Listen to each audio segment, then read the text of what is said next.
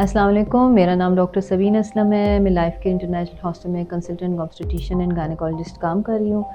आज मैं आपके साथ एक बहुत कॉमन प्रॉब्लम पीरियड्स का इरेगुलर हो जाना डिस्कस करना चाहती हूँ। इरेगुलर पीरियड्स एक ऐसी प्रॉब्लम है जो हर औरत की ज़िंदगी में कभी ना कभी वो ज़रूर फेस करती है।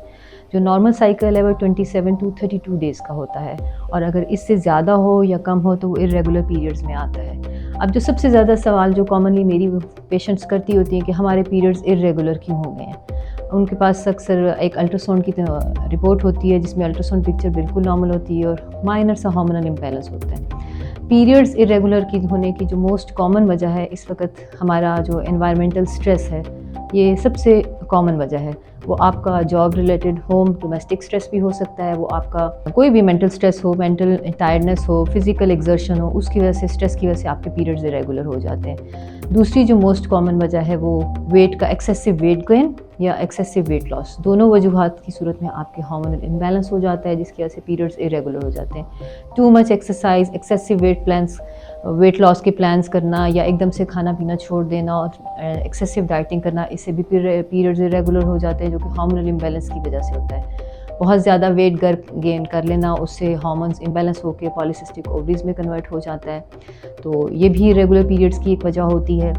उसके बाद जो हार्मोनल रिलेटेड इश्यूज़ हैं उसमें थायराइड सबसे मोस्ट कॉमन प्रॉब्लम है। हाइपोथायराइड हो सकता है, हाइपोथायराइड हो सकता है, पॉलीसिस्टिक ओवेरियन सिंड्रोम जिसमें LH FSH हार्मोन्स का इम्बैलेंस होता है, उसकी वजह से पीरियड्स इरेगुलर हो जाते हैं।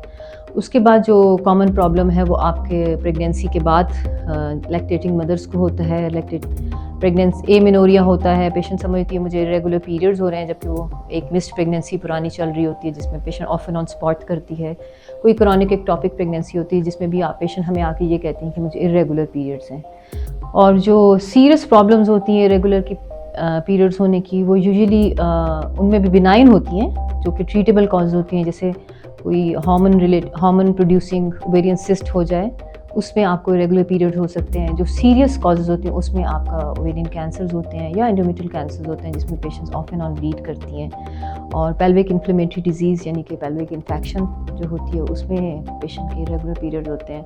दूसरी एक और जो मोस्ट कॉमन थोड़ी सी सीरियस कॉज होती है वो एंडोमेट्रियोसिस होता है, जिसमें आपके एंडोमेट्रियोसिस जो हमारी ख़वातीन जो टर्मिनोलॉजी उसमें यह है कि आपकी ओवरीज में खून की थैलियाँ बन जाती हैं और वो पेल्विस में भी ब्लड के स्पॉट्स, चॉकलेट स्पॉट्स बन जाते हैं। उसमें पेशेंट्स अक्सर इनफर्टिलिटी और इरेगुलर पीरियड्स के साथ प्रेजेंट करती है।